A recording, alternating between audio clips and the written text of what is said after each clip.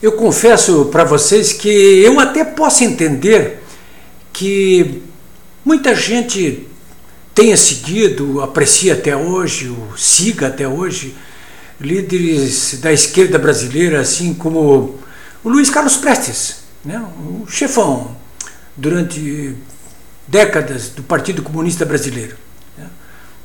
Eu confesso que eu entendo, né? Eu confesso para vocês que eu entendo também porque que milhares de brasileiros, milhões até, seguiram líderes de esquerda como Getúlio Vargas, como Brizola aqui do Rio Grande do Sul, como Miguel Arraes aí de Pernambuco. Eu consigo entender isso, sim. Aliás, eu conheci alguns deles pessoalmente, como o Prestes e o Leonel Brizola. Mas eu consigo entender porque esses líderes da esquerda brasileira, durante décadas e décadas a fio, tinham compromissos ideológicos, equivocados, claro, né? Mas tinham compromissos ideológicos. Eles estavam ali por questões ideológicas, porque defendiam abertamente o comunismo tal como existia na União Soviética, ou defendiam formas diferentes de socialismo, alguns mais parecidos com os socialistas europeus, com os sociais-democratas europeus, e alguns outros mais como Arraes, né? Mais chegado para o lado do comunismo mesmo, ou do socialismo que foi implementado na Argélia, né? Pelo libertador da Argélia, do colonialismo, o Hare Boumediene. Isso tudo eu consigo entender. Eram questões ideológicas que se colocavam, né? Durante décadas e décadas aqui no Brasil. Mas até porque, por exemplo, a 64, o movimento militar de 64, ele teve essas características, sabe? Claramente foi um movimento de direita para impedir a vitória dos comunistas e seus aliados socialistas, seja como for, aqui no Brasil. Era, portanto, o caráter era ideológico, né? O Getúlio, quando foi deposto em 64, era a mesma coisa.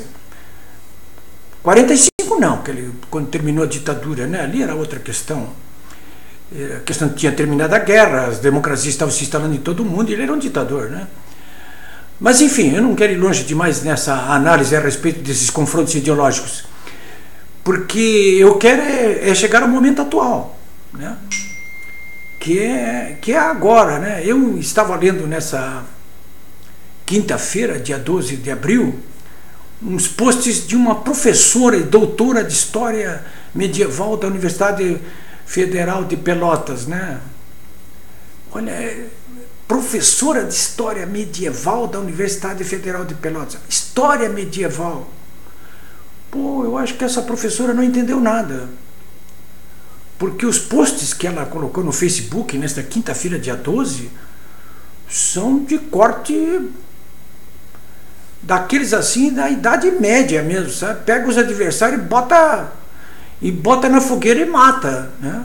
Porque os posts dela são discursos de ódio que fazia tempo que eu não via isso, né? São raros, são muito raros, né? Quando houve o julgamento do Lula aqui no TRF4, dois meses atrás, alguns lulopetistas em seus posts fizeram ameaças de morte também. Mas ficou por ali, né? Agora uma professora, uma doutora da Universidade Federal de Pelotas, a Regiane Jardim, eu fiz notas a respeito disso no meu site, no meu blog, www.polibebraga.com.br. E ela grita assim, em alto som, escreveu com todas as letras: morte aos fascistas. Segundo ela, quem são os fascistas? Sou eu. Eu sou um fascista, segundo ela. Você que está me vendo, que não concorda com as roubalheiras do lulopetismo, nós somos fascistas. Ou seja, eu estou pagando, você está pagando para essa professora o salário dela para que ela nos ameace de morte. É simples assim. A academia, e olha no que se transformou a Universidade Federal de Pelotas. E não é muito diferente do que acontece em quase todas as universidades públicas brasileiras dominadas pelo lulopetismo, né? Essa professora, ela explica ali com todas as letras: eu quero que morra, matem os fascistas. Portanto, que matem os adversários do lulopetismo. Tudo isso porque ela está absolutamente inconformada com a prisão do Lula. E eu queria voltar agora, então, é o ponto inicial. O Lula está preso porque moveu uma guerra ideológica com a qual nós não concordávamos? Ora, professora Regiane Jardim, ora, não há guerra ideológica nenhuma que tenha determinado a prisão de Lula. Ele foi para a cadeia porque é ladrão. Ele foi condenado como ladrão. No caso do triplex do Guarujá, ele recebeu propina ali para levar esse triplex da UES. Propina por quê? Porque ele desencadeou favores em favor da UES. Isso está bem explicado na denúncia do Ministério Público Federal em Curitiba pela decisão do Moro, e depois e aqui no Rio Grande do Sul pela decisão do TRF4, né? Quer dizer, em primeiro lugar, isso aí, né? Quer dizer, a Regiane está fazendo uma confusão terrível aí, né? Proposital. Ela sabe que ele está condenado porque por crime comum, por ter cometido crime comum. Não tem nada de preso político nisso aí, não. Sabe muito bem disso.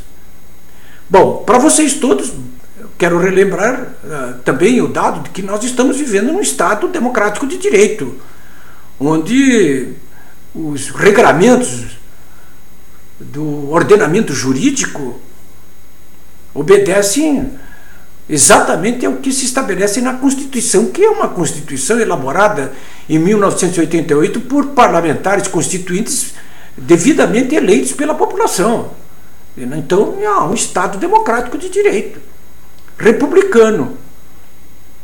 E o ordenamento jurídico é esse que nós estamos vendo aí. Um bandido comum como Lula, condenado em primeira instância, reafirmada a condenação e ampliada até o tamanho da condenação em segunda instância, e já tendo perdido vários habeas corpus solicitados no Superior Tribunal de Justiça e no Supremo Tribunal Federal. Aliás, nesta quinta-feira agora, de novo, o Supremo Tribunal Federal, por 7-4, no caso de Antônio Palocci, negou habeas corpus para Palocci. Que era quem? Que era o braço direito na área financeira, ministro da Fazenda do Lula, ex-chefe da Casa Civil da Dilma, um dos fundadores do PT, que afirma em sua delação, que deve ser firmada agora em maio, que o Lula não passa de um ladrão. Já disse isso aí, né? Vocês já viram ele dizendo, olha, tinha um pacto de sangue entre o Emílio Odebrecht e o Lula, né? Então, isso, sobretudo, esse pano de fundo agora, que eu estou desenhando aqui para vocês, é que precisa ficar bem claro, para a gente não cair nessa esparrela dessas figuras, como essa professora, né? É uma tragédia que a academia brasileira tenha se submetido de maneira tão dramática, trágica, eu diria até, a esse suicídio coletivo a que está levando o Lula está levando as esquerdas no Brasil. Eu nunca vi as esquerdas no Brasil serem conduzidas por um bandido comum, um fascínio, um chefe de uma organização criminosa.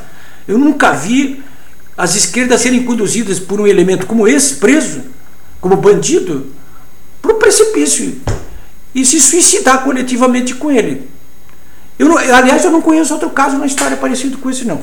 Já conheci as esquerdas serem levadas para o precipício, mas por razões ideológicas, mas não por roubalheira, ficar defendendo o ladrão.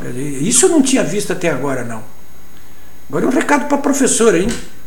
Nem vem que não tem, viu? Já mandei esse recado dela, inclusive, para a sargenta Flávia Cristina, e ela sabe como é que vai aplicar aquele relho dela aí, se ela chegar lá por perto dela querendo matá-la.